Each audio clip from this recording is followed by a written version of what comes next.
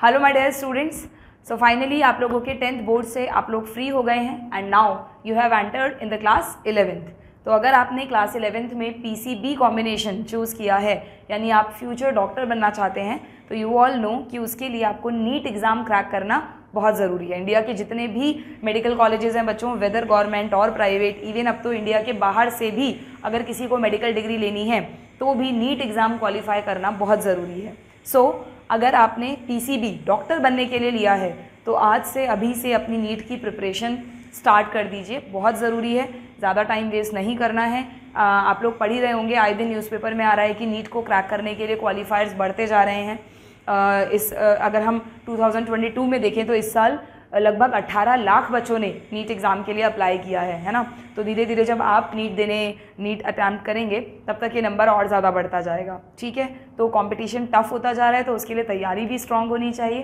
तो इसीलिए हमने सोचा कि क्यों ना आपको आपकी प्रिपरेशन के लिए एक प्रॉपर चैप्टर सीक्वेंस बताई जाए कि किस तरह, अगर आप सेल्फ स्टडी कर रहे हैं तो किस तरह के सीक्वेंस में आपको सभी चैप्टर्स पढ़ने चाहिए, ठीक है। अच्छा, इस चीज़ पे जाने से पहले मैं एक छोटा सा पॉइंट आपसे डिस्कस करना चाहूँगी कि बहुत सारे बच्चे इस कन्फ्यूज़न में भी होंगे कि हमें हमारे स्कूल क्लासेस के साथ साथ सिर्फ सेल्फ स्टडी करनी चाहिए या फिर हमें कोई प्रॉपर बैच ज्वाइन करना चाहिए। तो बच्चों, दोनों ही ऑप्शंस आपके पास हैं। देखो, मैं आपको तरीका बता देती हूँ कि दोनों में फ़र्क क्या है, फिर मैं आपको, अगर आप सेल्फ स्टडी वाला ऑप्शन प्रेफर करते हैं तो सीक्वेंस भी बता दूंगी चैप्टर्स की, ठीक है।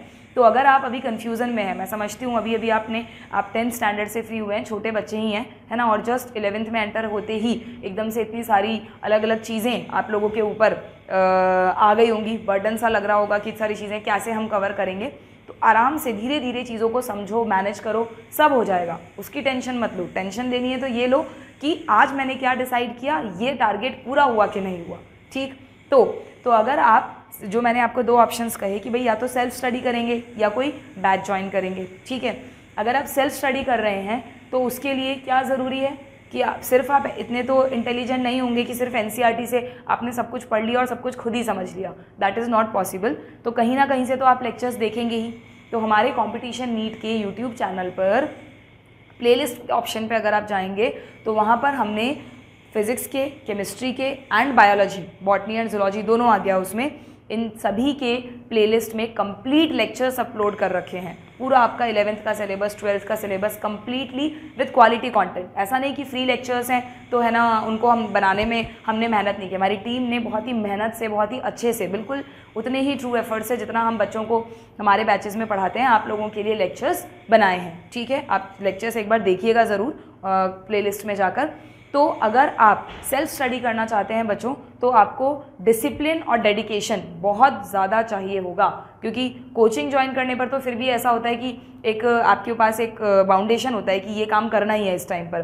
बट जब आप सेल्फ स्टडी करते हैं तो जनरली डिसिप्लिन नहीं रह पाता है बच्चों में, लगता है चलो आज नहीं पढ़ा कल पढ़ लेंगे, कल नहीं पढ़ा परसों पढ़ लेंगे। ये चीज़ नहीं होनी चाहिए, फिर सिलेक्शन नहीं होगा आपका। सिलेक्शन कर लेना है आपको खुद सेल्फ स्टडी करके, तो लेक्चर्स आप देखिए यूट्यूब चैनल पर, ठीक है, और फिर उससे रिलेटेड क्वेश्चन प्रैक्टिस आपको खुद करनी होगी, ठीक है। बट ये चीज़ बहुत ही डिसिप्लिन्ड होनी चाहिए कि आज ये डिसाइडेड है तो आज ये करना ही करना है, ठीक है। तो किस सीक्वेंस में आप चैप्टर्स पढ़ेंगे अगर आप सेल्फ स्टडी कर रहे हैं तो, प्लस अगर आपको लगता है कि नहीं हमें तो कोई बैच ज्वाइन करना है, कि हमें ये सब चीज़ें नहीं होगी मैम, हमसे तो सेल्फ डिसिप्लिन थोड़ा कम है, हम चाहते हैं कि कोई हमें तैयारी करवाए, कोई हमें हाथ पकड़ के जर्नी पर दिखाए कि कैसे जर्नी में ले चलना है और हमें हमारी मंजिल मिलेगी, ठीक है। ले जाएंगे नहीं हम, ऐसा नहीं कि हाथ पकड़ के ले गए, मेहनत तो आपको तब भी करनी पड़ेगी, ओके। बट येस, अगर आप अपनी मेहनत में थोड़ा प्लान्ड चाहते हैं तो फिर उसके लिए हमारी तरफ से, टीम कॉम्पिटिशन की तरफ से, वी हैव स्टार्टेड द आरंभ बैच।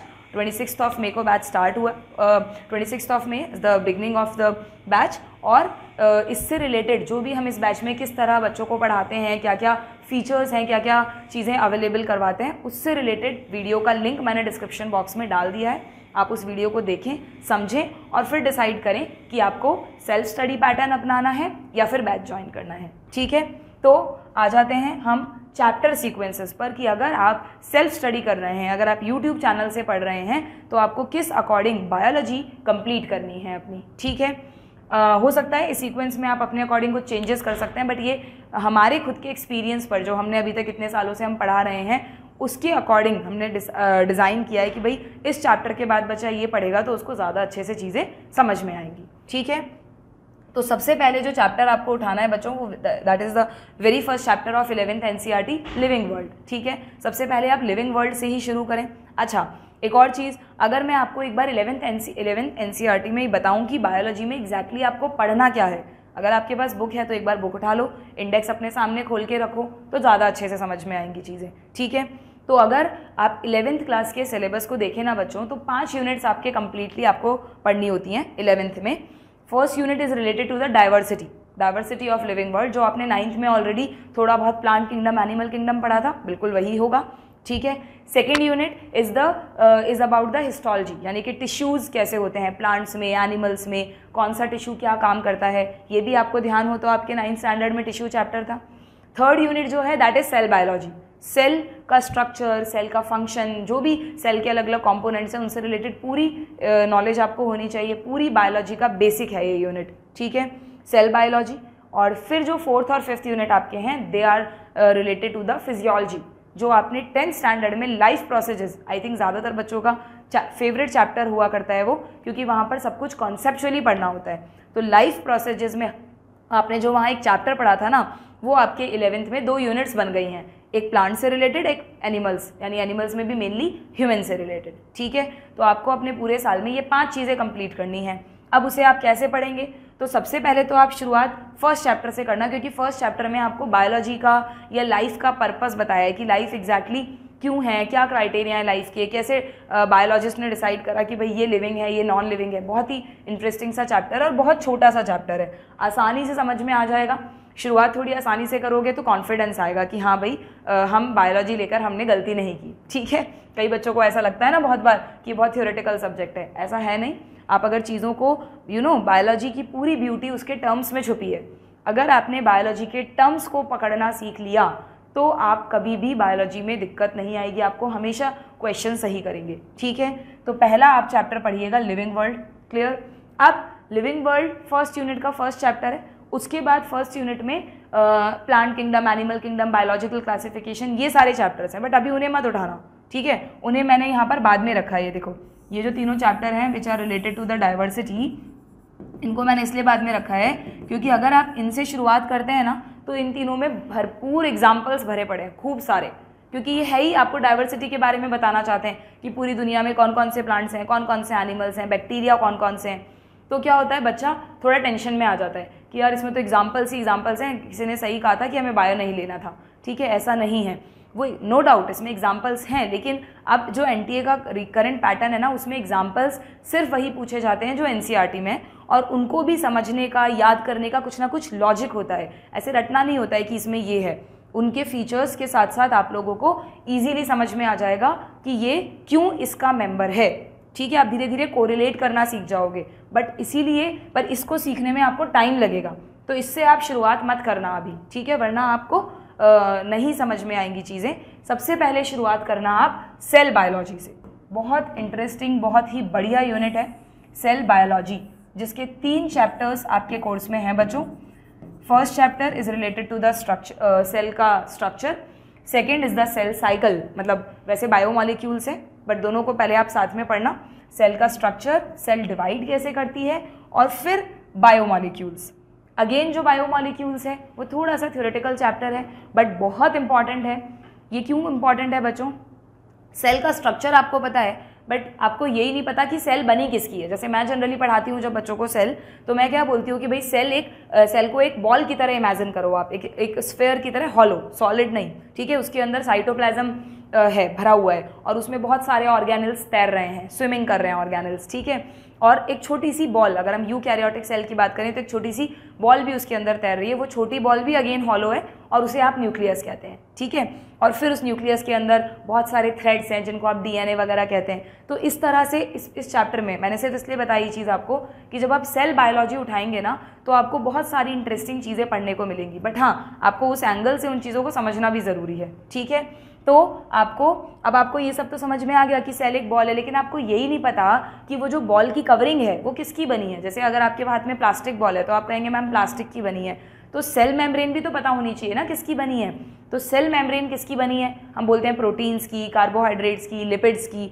तो लिपिड प्रोटीन है क्या, वो चीज़ आपको बताता है ये चैप्टर बायोमॉलिक्यूल्स, कि जितने भी लिविंग ऑर्गेनिजम्स हैं वो किन मॉलिक्यूल से बने हैं, ये आपको बायोमॉलिक्यूल्स में बहुत अच्छे से बताया गया है। बट अगेन सारी बात वहीं आती है कि आपको उस तरह से बायोलॉजी को समझना होगा, पढ़ना होगा, जिसके लिए मैंने आपको दोनों ऑप्शंस दिए। आप चाहें तो हमारे यूट्यूब के लेक्चर्स देखें, चाहें तो बैच भी ज्वाइन कर सकते हैं, ठीक है।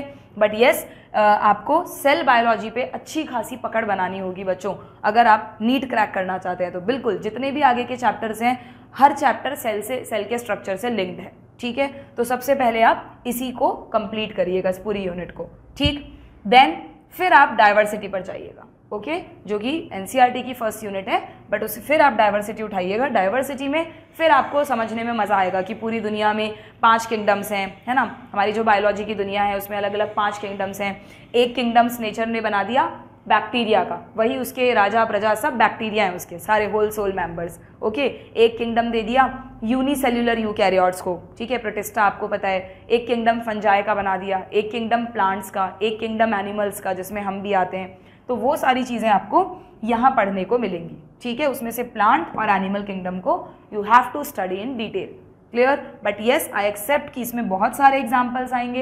एग्जाम्पल्स को बार बार चार्ट बनाएंगे, आप अपनी स्टडी रूम के वॉल पर लगा लें कुछ चार्ट्स को, और बार बार आएंगे जाएंगे रूम में, उनको देखेंगे ना, तो धीरे धीरे टाइम के साथ आपको चीज़ें याद होने लग जाएंगी, ठीक है। और दूसरा सबसे अच्छा तरीका है बच्चों एग्जाम्पल्स वाली किसी भी चीज़ को याद करने का, एक तो रिवीजन्स बहुत बार किया करो, मल्टीपल रिवीजन्स किया करो, एंड MCQ की प्रैक्टिस भी इस चीज़ को स्ट्रॉन्ग बनाती है। बहुत सारे बच्चे ऐसा करते हैं, मैंने देखा है, ये मिस्टेक आपकी नहीं होनी चाहिए। आप अपना एक इतना लाइफ का, करियर का इंपॉर्टेंट फेज स्टार्ट कर रहे हैं। 10 तक आपने कैसे भी पढ़ाई की हो बच्चों, बट 11 से पढ़ाई को सिर्फ ऐसा नहीं कि आप 12-14 घंटे पढ़ रहे हैं और किस तरह से पढ़ना है वो आपको नहीं पता, तो फिर सिलेक्शन नहीं होगा। आपको क्वांटिटेटिव के साथ साथ क्वालिटेटिव वर्क भी करना पड़ेगा, ठीक है। तो बायोलॉजी को जनरली बच्चे ये सोचते हैं कि थ्योरेटिकल सब्जेक्ट है, जितनी बार पढ़ेंगे चीज़ें याद होती जाएंगी, पढ़ते रहते हैं, रट्टा लगाते रहते हैं। बिल्कुल गलत मेथड, किसी का ऐसा सिलेक्शन नहीं होना है।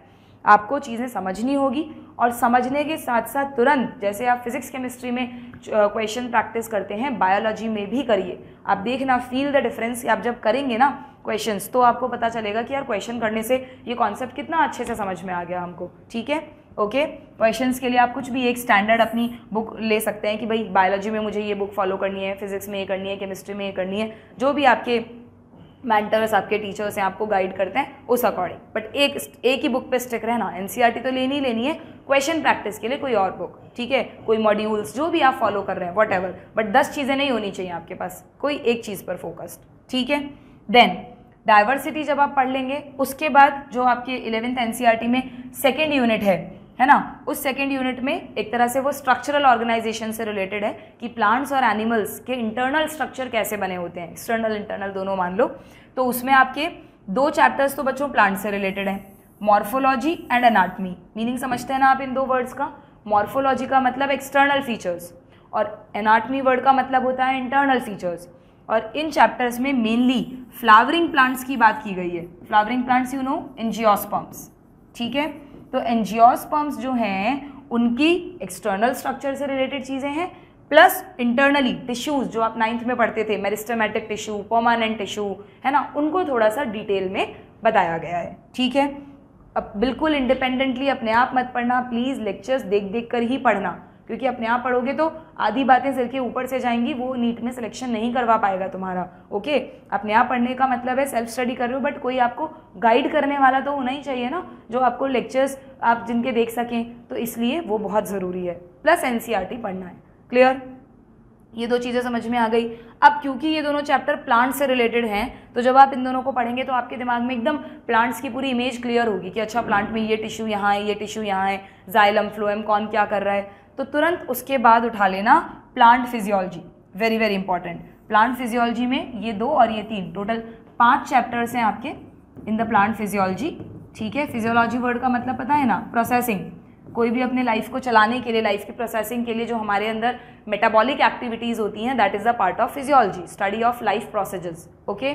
तो प्लांट फिजियोलॉजी में जितने भी प्लांट्स में होने वाले मैकेनिज्म है, हालांकि बॉटनी पढ़ना बच्चों को कई बार बहुत बोरिंग भी लगता है, लेकिन यहाँ पर ऐसे कोई ऑप्शन नहीं है आपके पास। हाँ, जब आप मेडिकल में जाओगे, जब आप नीट क्रैक कर लोगे ना, वहाँ बॉटनी का बी भी नहीं है, वहाँ तो सिर्फ ह्यूमन से रिलेटेड सब कुछ पढ़ना है। लेकिन उस एग्ज़ाम को क्रैक करने के लिए 11th-12th में तो बॉटनी पे भी पकड़ ज़रूरी है। तो ये नहीं सोचना है कि बॉटनी बहुत बोरिंग है। प्रैक्टिकली प्लांट्स को इमेजिन करते हुए आप इस यूनिट को पढ़ें। जैसे आप पढ़ रहे हैं ट्रांसपोर्ट इन प्लांट्स, कि जाइलम फ्लोएम किस तरह चीज़ों को इधर से उधर भेजते हैं, तो इमेजिन करो कि प्लांट है, उसके अंदर पाइप्स हैं जाइलम के, फ्लोएम के, कैसे चीज़ें जा रही हैं, किसके बने हैं वो पाइप। ओके, इस तरह सोच के आपको पढ़ना है। फिर आप मिनरल न्यूट्रिशन पढ़ रहे हैं कि भाई प्लांट्स को कौन कौन से मिनरल सॉइल से मिल रहे हैं, क्या फंक्शन है उन मिनरल्स का। Then photosynthesis, very very interesting chapter. Photosynthesis और रेस्पिरेशन, ये दोनों तो पूरी तरह से कॉन्सेप्चुअल चैप्टर्स हैं, बहुत सारे चार्ट्स एंड डायग्राम्स के थ्रू एनसीईआरटी ने इनको बताया है, ठीक है। बट येस, उन चार्ट्स और डायग्राम्स को समझने के लिए आपको अच्छे से चीज़ें समझ आनी चाहिए, पकड़ होनी चाहिए कॉन्सेप्ट्स पर। ओके, और लास्ट में ग्रोथ एंड डेवलपमेंट, यानी एक तरह से यूँ समझ लो कि प्लांट्स में जो प्लांट हार्मोन्स के बारे में पढ़ते हैं ना आप थोड़ा बहुत 10th में, तो वो यहाँ पर दिया है और बताया है कि किस तरह प्लांट में ग्रोथ वगैरह होती है, ठीक है। तो बात तो आप प्लांट्स का टिश्यूज़ का स्ट्रक्चर पढ़ते ही अगर फिजियोलॉजी को स्टडी कर लेंगे तो वो अच्छा रहेगा, ठीक है। कई बच्चे मैंने देखा ऐसा भी करते हैं कि एक चैप्टर प्लांट का पढ़ लिया, फिर नेक्स्ट वीक में एक चैप्टर एनिमल का, फिर एक चैप्टर प्लांट का, एक ह्यूमन का। मुझे वो स्ट्रेटजी सही नहीं लगती बच्चों, क्योंकि ऐसे तो आपका मतलब ये सोचने के लिए कि हमारा बॉटनी वाला पार्ट भी होता जाए, जोलॉजी वाला पार्ट भी होता जाए, तो अगर आप अगर आपने ऐसे कर रखा है कि एक ही दिन में आपने 2 अलग अलग टाइम स्लॉट्स रख रखे हैं कि ये बॉटनी का टाइम स्लॉट है, ये जोलॉजी का, और डेली बेसिस पर आप ऐसा कर रहे हैं, तब तो ठीक है। लेकिन ऐसा नहीं कि एक दिन एक पार्ट पढ़ लिया, दूसरे दिन दूसरा पार्ट पढ़ लिया, वो मतलब एक दिन बॉटनी पढ़ लिया, अगले दिन जोलॉजी, एक दिन बॉटनी, एक दिन जोलॉजी। मुझे नहीं लगता इतना ज़्यादा माइंड को स्ट्रेस करने की ज़रूरत है आपको। आप अगर बॉटनी पढ़ रहे हैं तो आराम से पढ़ो ना, आपके जो फाइनल एग्जाम होने हैं वहाँ तो सब कुछ एक साथ ही पूछा जाना है, तो आप चीज़ों को आराम से एक दूसरे से लिंक करके पढ़ो, ठीक है। कोर्स ख़त्म करने के लिए मत पढ़ो, समझने के लिए पढ़ो, अच्छे से चीज़ों को समझो, जानो, अपनी नॉलेज बढ़ाने के लिए पढ़ो, ज़रूर मज़ा आएगा पढ़ने में, ठीक। ये समझ में आ गई बात, आपको प्लांट फिजियोलॉजी कवर करनी है। एंड देन फिर यहाँ पर ये जो यूनिट है ना आपकी स्ट्रक्चरल ऑर्गेनाइजेशन, इसमें एक चैप्टर और है बच्चों, that is structural organisation of animals. इसका बड़ा आसान सा नाम है animal tissue, this is actually animal tissue. तो एनिमल्स में जो टिश्यूज़ होते हैं उनके बारे में इसमें बताया है। इसे मैंने यहाँ क्यों रख दिया, क्योंकि जैसे ही आप एनिमल टिश्यूज़ पढ़ेंगे, यानी ह्यूमंस भी आ गए इसमें, तो आपके दिमाग में इमेजेस बन जाएंगी कि अच्छा ये हमारा एपिथेलियल टिश्यू है, यहाँ पे कनेक्टिव टिश्यू है, ये मसल्स हैं, ये न्यूरॉन्स हैं। तो वो जब आपके दिमाग में चल रहा होगा और उसके तुरंत बाद आप ह्यूमन फिजियोलॉजी पढ़ना शुरू करेंगे, तो आप इस चैप्टर को इनसे लिंक कर सकेंगे और ज़्यादा आपको इस चैप्टर को रिटेन करने में मेहनत नहीं करनी पड़ेगी। अब यहाँ पढ़ के आप छोड़ देते इस चैप्टर को, फिर बाद में इसे पढ़ते तो इसे तब तक भूल जाते, ठीक है। इसलिए इन चीज़ों को लिंक करना ज़रूरी है, क्लियर। तो आप एनिमल टिश्यूज़ पढ़ें, फिर एनिमल टिश्यूज़ के बाद आप उठा लें जो सभी स्टूडेंट्स की मोस्ट फेवरेट यूनिट है, दैट इज़ ह्यूमन फिजियोलॉजी, ठीक है। ह्यूमन फिजियोलॉजी जिसमें कि 7 डिफरेंट सिस्टम्स आपसे डिस्कस किए हैं एनसीईआरटी ने, digestive system, respiratory system, circulatory system, excretory system. यहाँ लोकोमोशन एंड मूवमेंट में स्केलेटल एंड मस्कुलर, भाई हम मूव कैसे करते हैं, मूवमेंट्स क्यों कर पाते हैं हम, बोन्स और मसल्स की वजह से ना, तो बोन्स और मसल्स की वजह से जो होता है that is locomotion and movement, उनके बारे में बता दिया यहाँ पर। देन नर्वस सिस्टम और एंडोक्राइन सिस्टम, भाई नर्वस सिस्टम तो हमारी बॉडी को कंट्रोल करता ही है, प्लस एंडोक्राइन भी तो करता है, तो ये सभी चीज़ें इसमें आपको पढ़ाई गई हैं, ठीक है। हाँ, एक ऑप्शन मैं आपको ये दे सकती हूँ कि जिन बच्चों को मान लो आपने ये स्टार्ट किया बॉटनी में पढ़ना, ये सब बॉटनी से रिलेटेड है जो मैंने पिंक कलर से लेबल किया है, तो आपको लगेगा, और ये एक तरह से कॉमन चैप्टर्स हैं, ठीक है। तो ये आपको हो सकता है अगर लगने लगे ना नहीं मैम बिल्कुल ही इंटरेस्ट नहीं आ रहा हमको तो अभी ये पढ़ने में, तो फिर कोई बात नहीं, आप इस सेक्शन को छोड़ के पहले ये पूरा सेक्शन भी उठा सकते हैं, ठीक है। Start with the animal tissue and complete the human physiology. फिर लास्ट में जाते जाते प्रेशर होगा कि यार अब तो बस 11th खत्म होने में 1-2 महीने ही बचे हैं, तो आप बॉटनी को भी अच्छे से कवर अप कर पाएंगे, ठीक है। यानी 2 सेगमेंट्स रखने हैं, अगर पहले बॉटनी पढ़ना चाहते हैं तो ये वाला सेगमेंट रखें, पहले ज़ूलॉजी का कवर करना चाहते हैं तो ये वाला सेगमेंट रखें, ओके। और अगर कोई इतना अच्छे से पढ़ रहा है कि नहीं हम तो डेली 4 सब्जेक्ट्स मैनेज कर सकते हैं, फिजिक्स, केमिस्ट्री, बॉटनी, ज़ूलॉजी, तो वो फिर आपकी चॉइस है, ठीक है, बट जो एक पैटर्न होना चाहिए वो मैंने आपको बता दिया पढ़ने का। ओके, इस सीक्वेंस में पढ़ेंगे तो मज़ा आएगा चीज़ें पढ़ने में और समझ भी आएंगी, याद भी रहेंगी। बट यस, याद रखना MCQ की प्रैक्टिस ज़रूर करते रहना। फिर भी अगर तुम्हें लगे अभी तो चलो तुमने स्टार्ट कर दिया, फिर भी बीच में लगता है कि नहीं हमें तो है ना कम समझ में आ रही हैं चीज़ें, हमें तो प्रॉपर गाइडेंस चाहिए, तो मैंने आपको बता ही दिया है we are also running the batch RM first. Okay, तो आप बैच भी हमारा ज्वाइन कर सकते हैं और प्लस हमारे और भी बहुत सारे नए नए अलग अलग बैचेस टाइम टू टाइम आते रहते हैं बच्चों, तो उसके लिए आप चैनल से जुड़े रहें, चैनल को सब्सक्राइब करके रखें। And yes, one more important thing, अगर आप सेल्फ स्टडी कर रहे हैं ना तो हमारा एक टेलीग्राम चैनल बना हुआ है बच्चों, टेलीग्राम ग्रुप बना हुआ है, उसका लिंक भी डिस्क्रिप्शन बॉक्स में, उसे ज़रूर ज्वाइन कर लें, क्योंकि वहाँ पर जो भी बच्चों को डाउट्स आते हैं उसका कोई चार्ज नहीं है, जो भी डाउट्स आते हैं वो हम फ्री ऑफ कॉस्ट सभी फैकल्टीज़ उन डाउट्स को सॉल्व करा दी। ठीक है, तो आप अपने डाउट्स भी वहाँ से सॉल्व कर सकते हैं। बट एडिशनल चीज़ें अगर टेस्ट सपोर्ट, स्टडी मटीरियल ये सब चाहिए तो you can join the batch. ठीक है, okay, so best of luck for your preparation, good bye.